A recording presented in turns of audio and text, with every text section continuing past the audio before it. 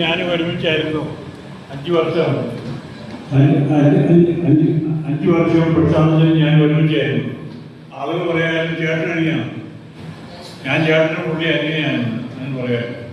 5 വർഷം അവിടെ നിന്നാണ് നേരെ ആലപ്പുഴയ്ക്ക് വന്നത്. 5 വർഷം മണിപ്പൂരിലായിരുന്നു ഞങ്ങൾ.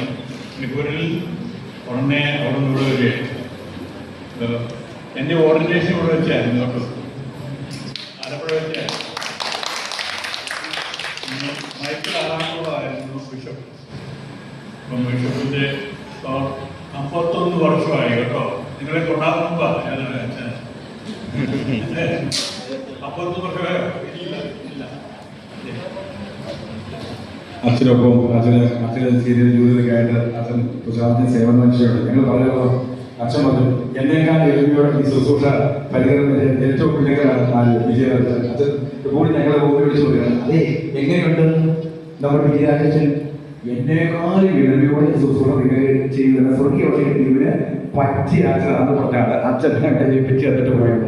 ഈശോ പ്രത്യേകം കരങ്ങളടിച്ച് വന്നുകൊണ്ടെങ്കിൽ അച്ഛനെ കൊടുത്തിരുന്ന ഈ എളിമ, അച്ഛൻ്റെ എളിമയാണ് ഏറ്റവും പ്രധാനപ്പെട്ട. പ്രിയപ്പെട്ടെ, നീ എത്ര